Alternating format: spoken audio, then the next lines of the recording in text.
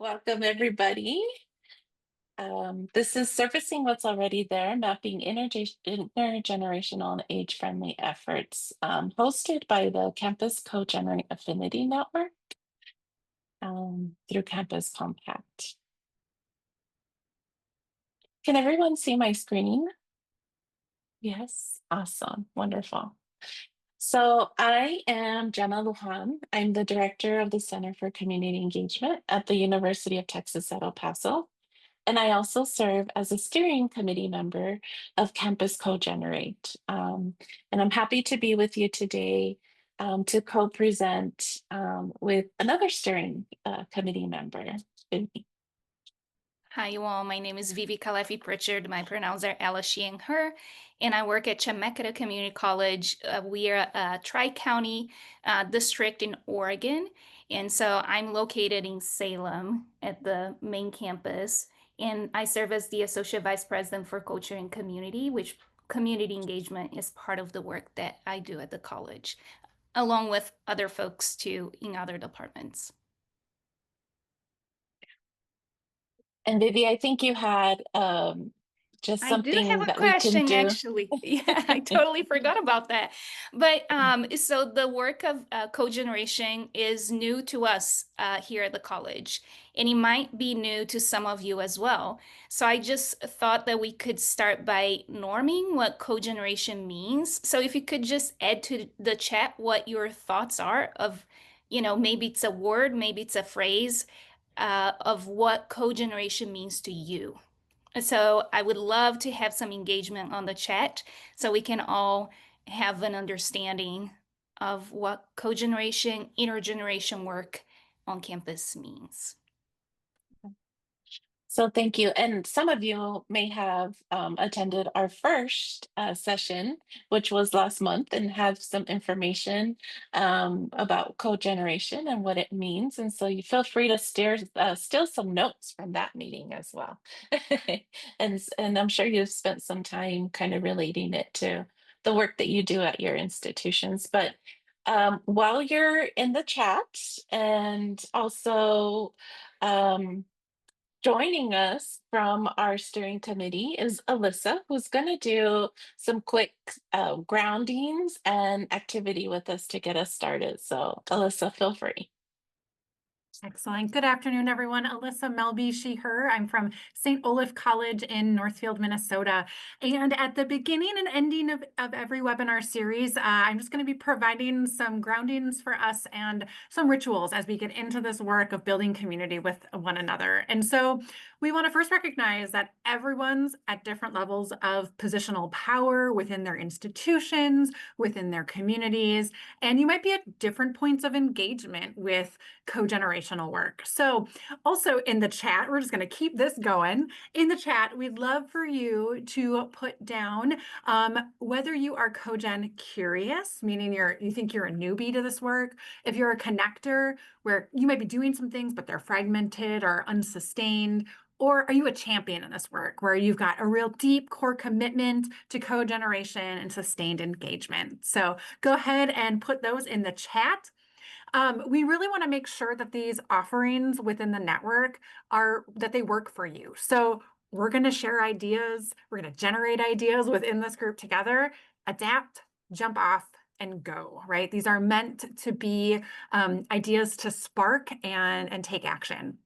We also need co-conspirators in this work on the Affinity Network. So please share with others about the network, the webinar invites, the webinar materials. This work is, like so much of community engaged work, is bringing people together around it. So please share. We want to just also recognize that small innovations, those changes that you can make to make it more cogenerational, those are still innovations. So you might be hearing about some huge, big ideas, and that might not be where you're at. That's okay. What's a small innovation that you might be willing to take? Because our theory of change in the Affinity Network is really that these small innovations are going to collectively ripple into this tsunami of cogeneration together. Next slide, please. So I'd also love to see a show of hands using your reaction button or a thumbs up. Who's here at the Affinity Network for their very first time? Go ahead, give a thumbs up if that's you. Cool, thanks, Kate. Alex, I see. And Dr. Trina, I can't see the full name. Sorry about that. Excellent. And I'm guessing then, thanks, Nina, that the rest of you are back for another Affinity Network event. So thank you so much for being here. Go ahead and give us a thumbs up if you've been to another webinar from Campus CoGenerate. Woohoo! Excellent.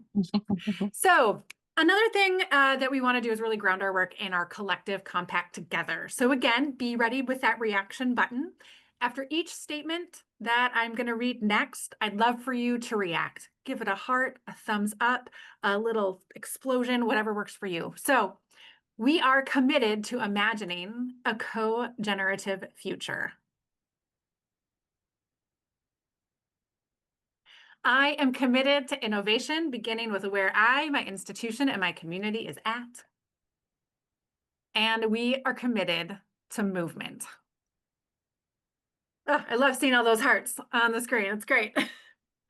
For those of you who might be coming back, in the very first webinar, we asked everyone to think about what was a faithful next step that they were going to take. So if you were at the last webinar, go ahead in the chat and put what was a step you took in between the last webinar and now.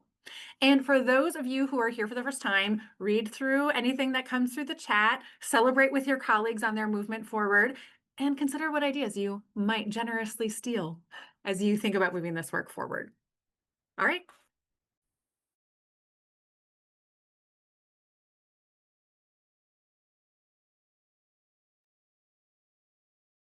I don't know who's next, Jennifer, Vivi, but I'm all done. Okay, I was waiting to see if some information on the chat was going to come in, but thank you, Alyssa, so much for helping with that. It's good for us as presenters to also know, gauge a little bit about our audience, and it seems like a lot of us are connectors. And what was the one for the newbie? Curious. Yeah. Curious. Yeah. And we have one champion, Eunice. Thanks for joining us. You definitely are a champion. But everyone, we're here on the same page. And Vivi and I are here today. We've met a couple of times. We've thought through some information and ideas. We've learned from each other to share with you maybe some ideas about how we can, within our own spaces or our own institutions, highlight some of the strengths and assets that are already present in your institution. For me, that's always one of the first places that I go to, is just understanding what's already happening to be able to help move towards that championing of the work, right?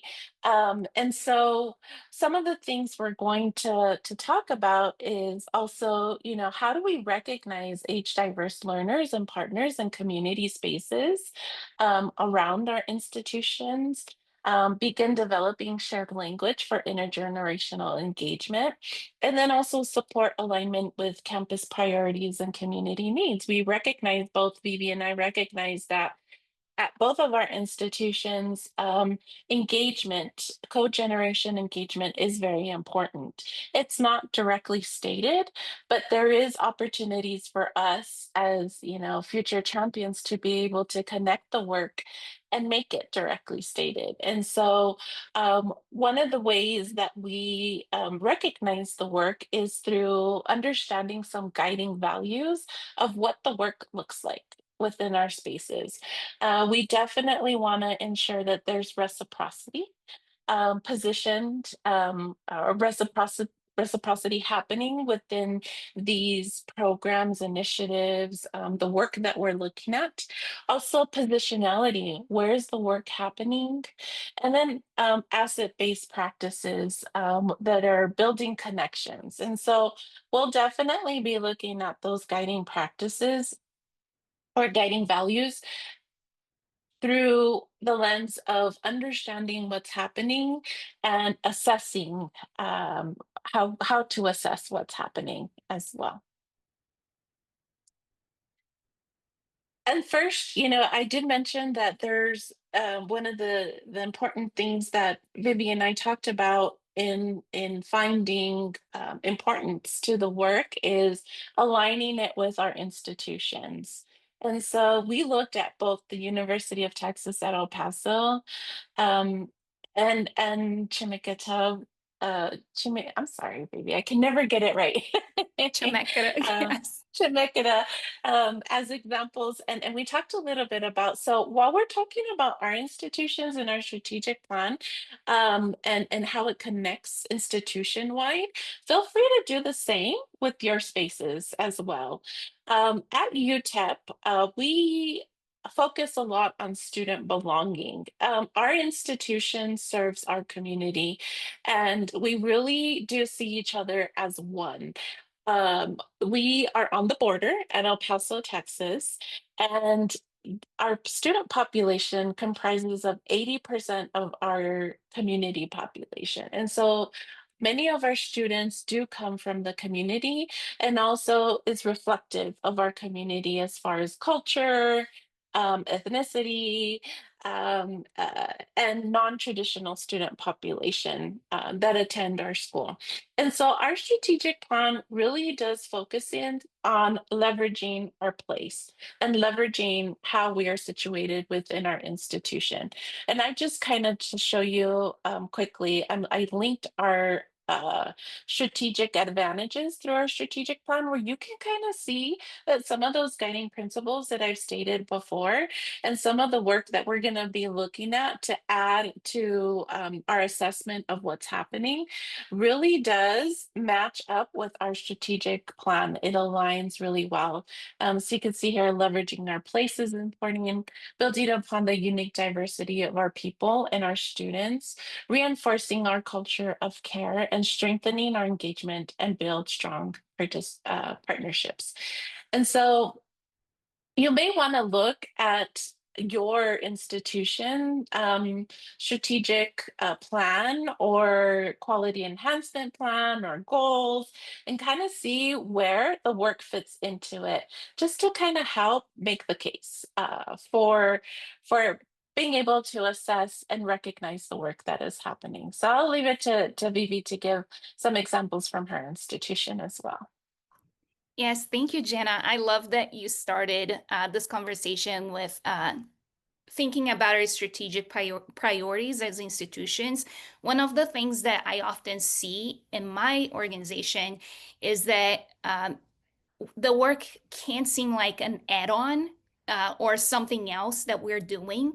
It needs to be central to what we are already doing because people are already tired, right? So this needs to be something that is already is a communicated as a priority because it is part of the work that we already do. It is not an add-on that people will have to change their practice dramatically in order to do this work. So for us as a community college, we serve the most diverse population in the higher education sector. So it's already thinking about age diversity is already part of our DNA, right? So from returning college students, those who are changing their careers, to those who never had access to higher education in the past, I think age diversity is a huge part of our population.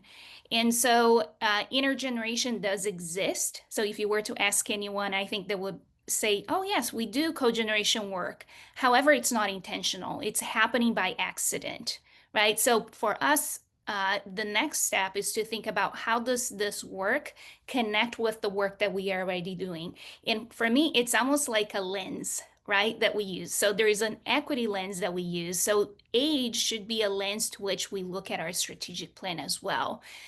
So one of the work that we're starting this year is an adult learner workforce task force. And so that aligns with parts of our strategic plan. And I think one of the things is thinking about older learners and what is their experience at the college.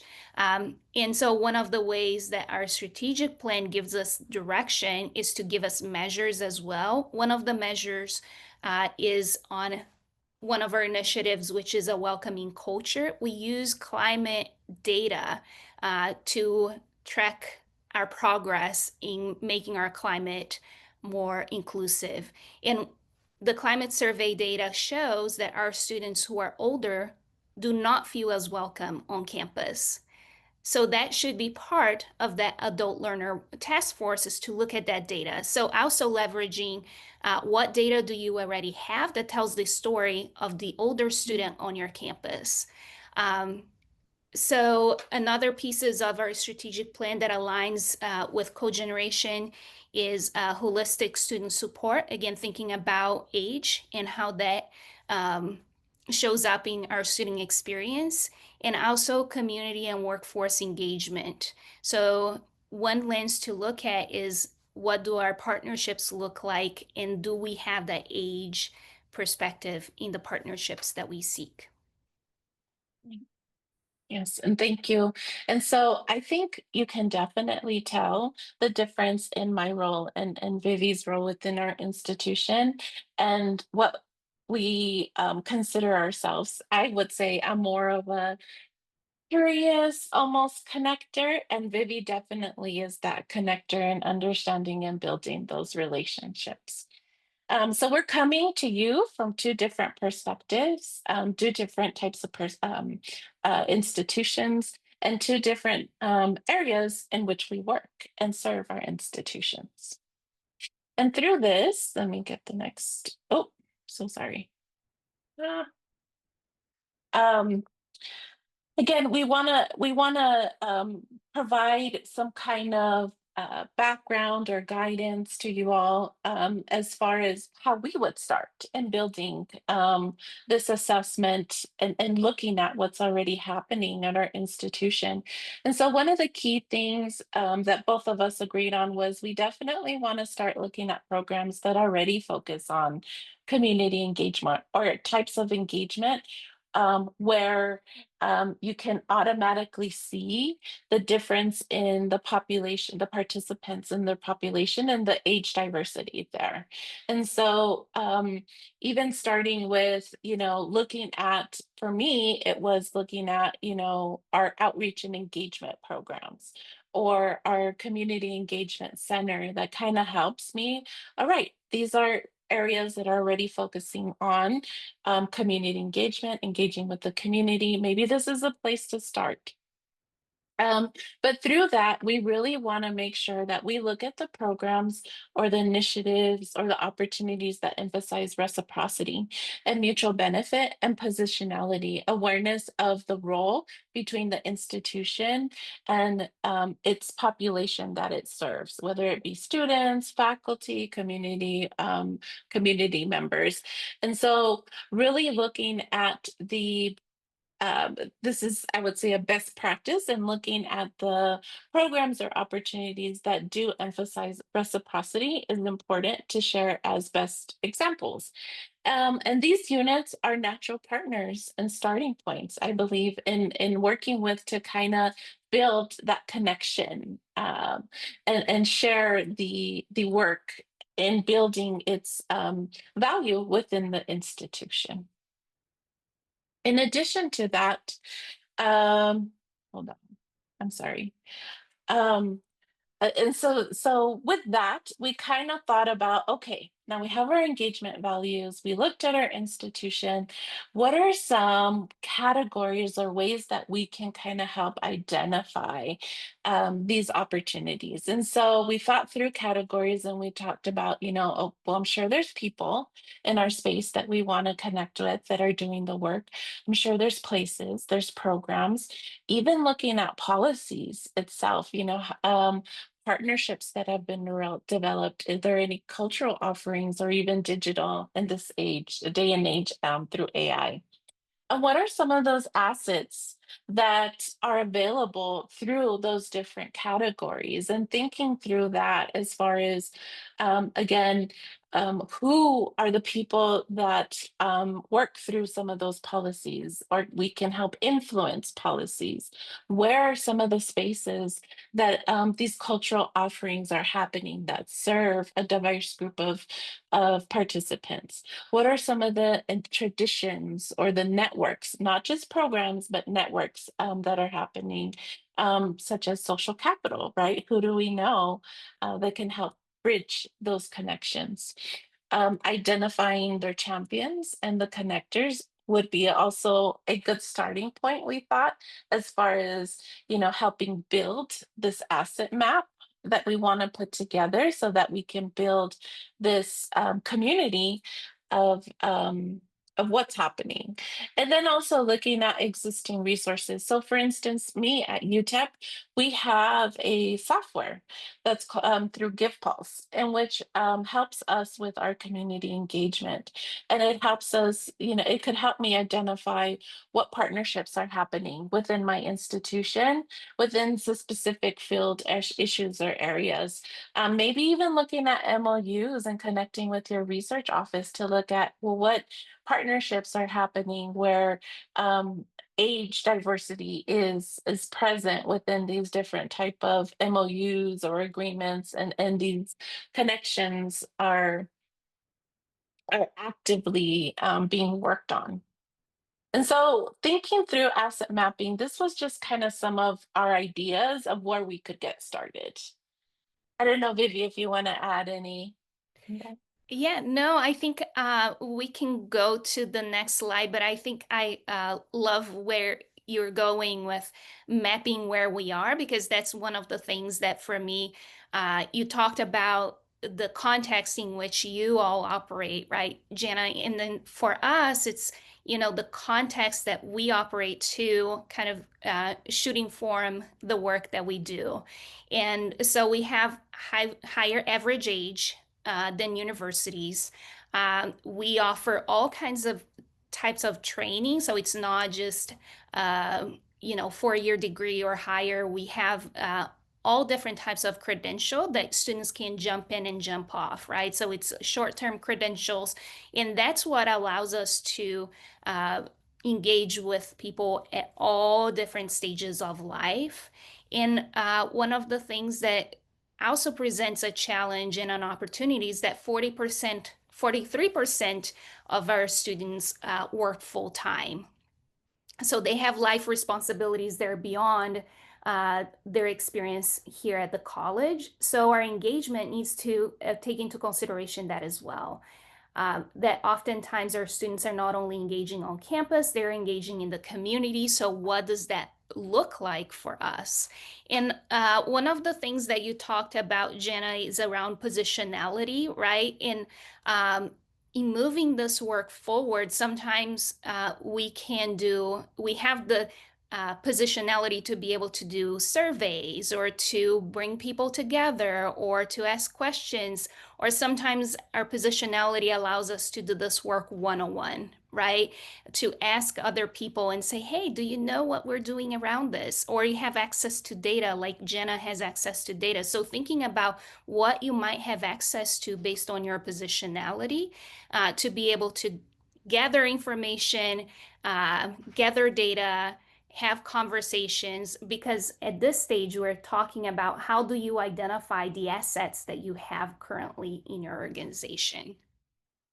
So the other slide talks a little bit about some of the work that we have done, where I was able to identify some of the assets that we have. So we do like coffee conversations with community members, right? So we're expanding from campus to community-wide. In those conversations, how do we bring an age lens to the work that we do? Do we have community-based organizations that represent the interest of an older generation in service learning that is beyond, that works with age difference too? We have community-based organizations that come to campus, and a lot of you do as well, that do civic engagement. And oftentimes they do seek partnerships with our students because they want that younger generation kind of perspective to the work that they do. We have a service with the library that we serve our entire district through our library. So there are opportunities there too to have multi-generation work happening. We have retired staff who volunteer here on campus. There is one of our staff, for example, who is his expertise is in planetarium, and so he oftentimes does work with our students, showing them how to work in the planetarium. We have advisory committees that bring older and younger together. Those are opportunities to share that social capital that we talked about. We have student government that is working with our board that oftentimes is older and also retired, so that social capital is shared there as well. We have service learning opportunities, internships, tutoring centers. So those are all the assets that we have in the different categories that Jana was talking about. And we'll be sharing with you a tool that you can use to do this asset mapping. I think one of the things that I also think about, because it's not only the assets, but how do we use this asset to the best of our ability to be able to strengthen what we already do. And then I also think about what are the opportunities, where can we do more? And one of the things that I noticed we can do more is around policy, also leveraging technology to build connections, and also skills and knowledge. It is not something that we have actually done much about, is around age, right? And how we interact around age, and to bring that awareness to our staff and faculty. So there is another opportunity there as well.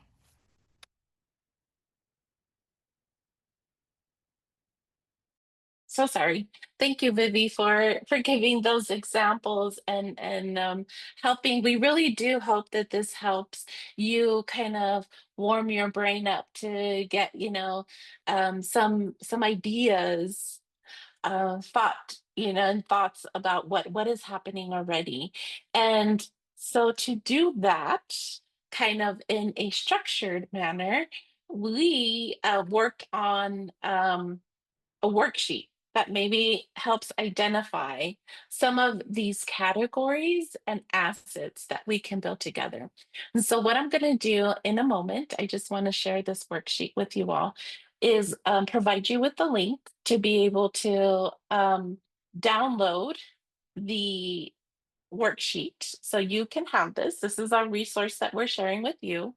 Download it and look through it and maybe answer one of the categories that is easiest for you to kind of answer or start off with. But we talked about, you know, um, you know, as you map assets, consider which campus programs, centers, or departments already focus. Maybe your department does already focus on it, and so you can start with that easily.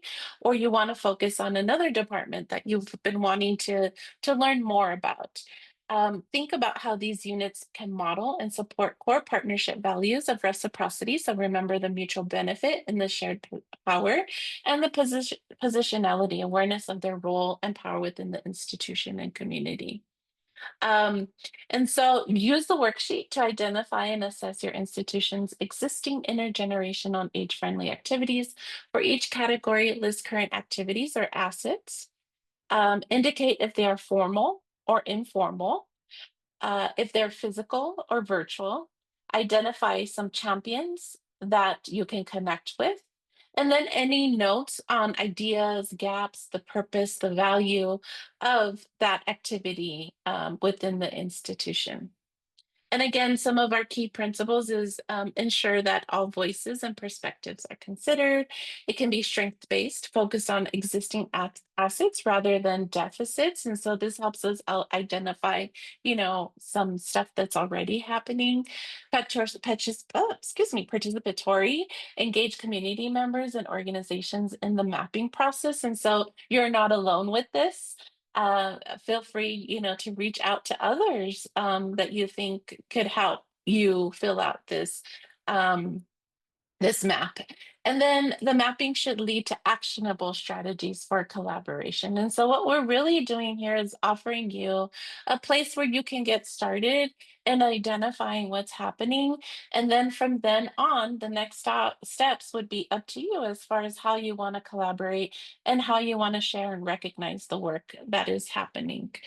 And so, going back to the slides, brainstorm an activity for a selected category. So this is kind of like on your own work first. And so again, I'll add it to the chat so that you can download and start, adding an activity. See if you can answer the rest of the questions. So you can mark it as informal or formal, physical, virtual, identify champions or contacts, and then add any notes. And so this shouldn't take hopefully too much time for you to just add one of the categories. If there's two that you can add to quickly, feel free to do so. And so while I'm adding it to the chat, feel free to start thinking about some of that. Is there any questions so far? Let me see if I just pasted. Okay, I've pasted the link to the chat. Let us know. Yep, I see you all coming in. So again, you can go to File and download onto your own space. That way, you're able to put in your own notes. And so Vivi and I will give you about maybe, what do you think, Vivi? A good 3 minutes, okay, to download and maybe start answering something very quickly. Once you're done, feel free to give a thumbs up just for us to kind of gauge how it's going. Would anybody like to give some feedback? Was that fairly easy to kind of answer one of the categories right away? Difficult?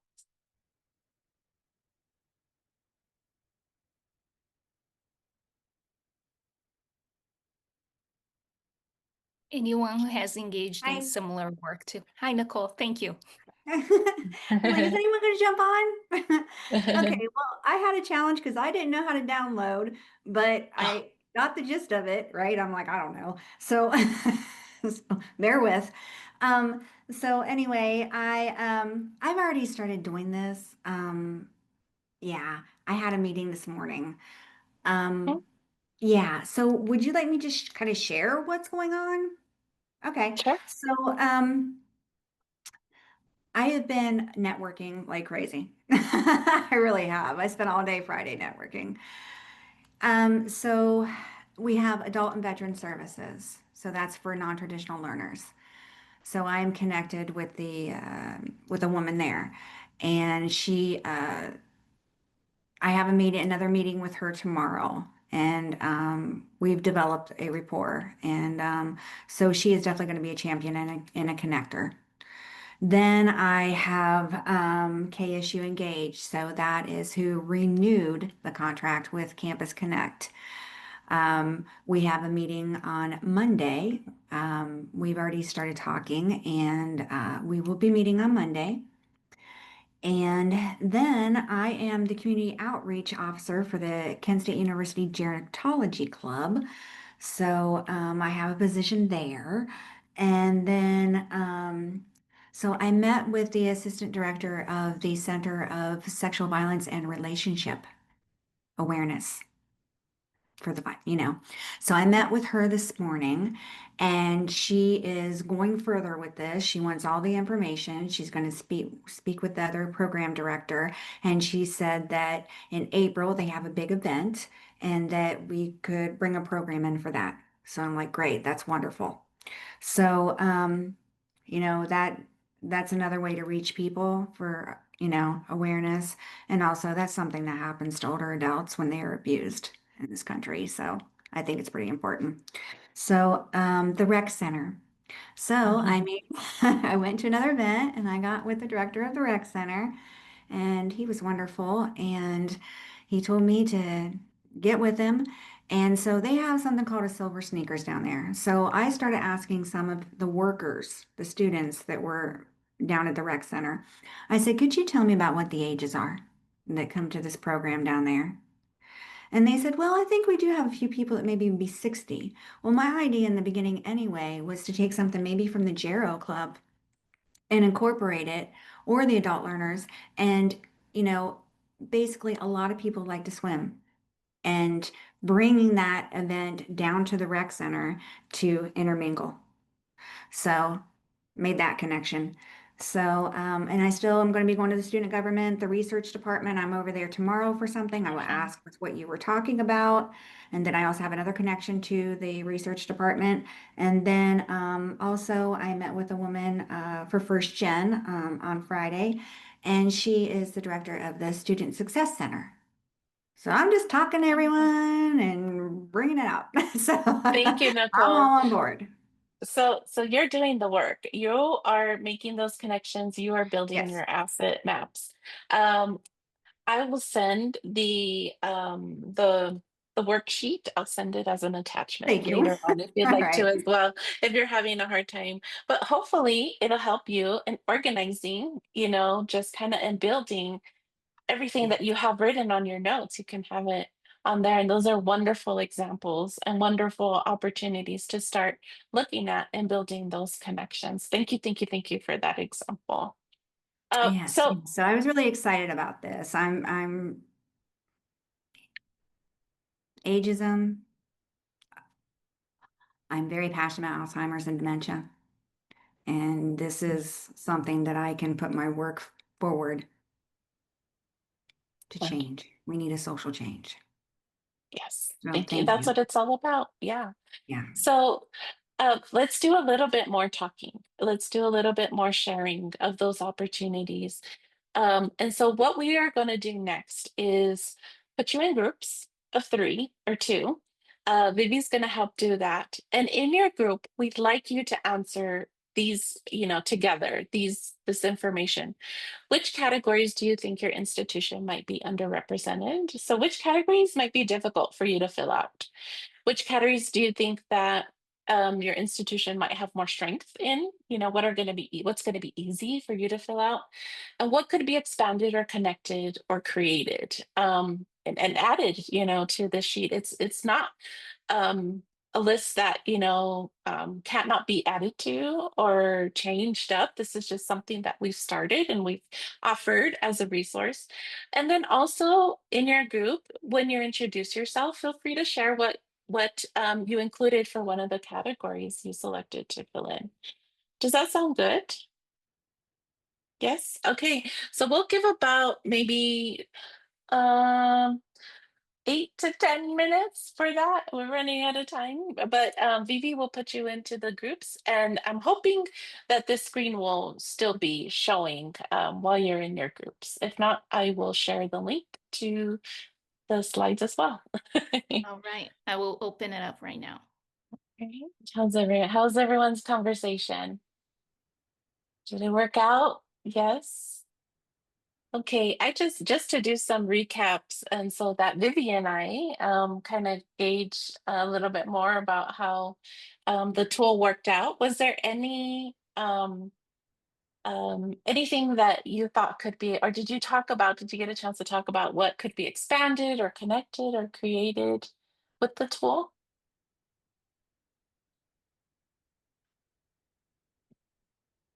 No, nobody got to that part. Did we get past the introductions? I'm kidding. I don't want to pick on anybody, but does anyone mind just kind of sharing what their group talked about? I think we spent a bit of time really just talking about resource reduction. So there's Mm, and how we're navigating that. And also I think that we've had students at least in our space who have worked with us before, who've taken on community engagement volunteer work. So I'm a center for community engagement work, but this year they have lessened their time with us just because they're like, I have to pick up another shift. I have to mm, help out. So it's yeah, and then of course personnel shift. So I think that was a big challenge. for us. Yeah. Yeah. I wanted to add, Trina we were in a group together, brought up the one strategy is to try and integrate, like these things have to be integrated into the existing service learning course or a club. That is where students have cleared a little bit of time. And so I'm interested what levers there are to pull to integrate cogen principles into the deliverable or the design of those. Who has control over how those are run and what the end goal is. But I love that, like, kind of integrate in rather than create something brand new is one That great is a good. strategy. Yeah, wonderful. Wonderful. And I think for us, we wanted just to offer a place where it's a starting point to just kind of recognize what are some of the opportunities where those principles can be either integrated or already have been integrated as best practices or examples to pull from. So thank you for that. Yeah, thank Any you other? all for. Oh, sorry, Jenna. I'm jumping in the interest of time because we still Okay. have a poll that we Yeah. want to launch. But thank you all. And I know that we could have really deep conversations. Thank you, Dr. Bryant, for what you brought up, because I think it is a difficult environment to do this work. And we need to acknowledge that too. So Yeah. I'll launch the poll. We have 2 quick questions for you. And if you could participate, that would be amazing.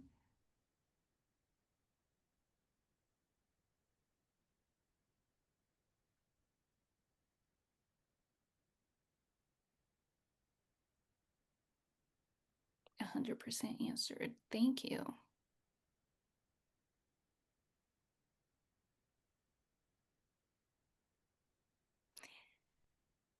Thank you all for your participation. And we'll have this data for continued planning of these sessions. It's really helpful. I'm going to end the poll and share the results. I think now you can see it. That this has been helpful for some of you, which is really great. Thank you.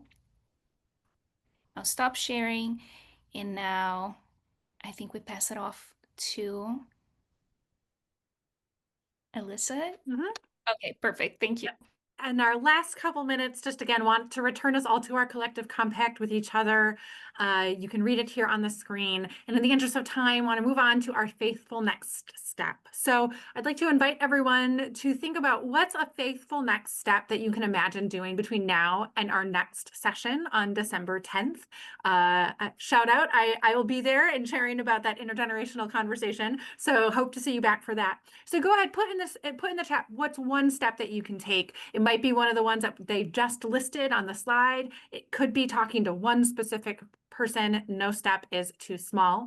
And if you come back for a future webinar, we'll be inviting you all to share what faithful next steps that you completed so that we can see, right, this work beginning to build on our campuses and in our communities.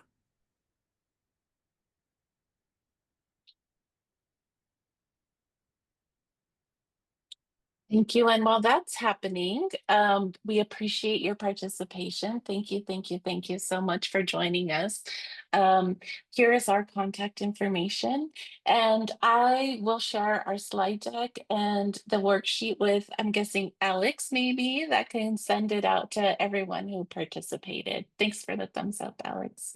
And thank you all again for sharing and participation.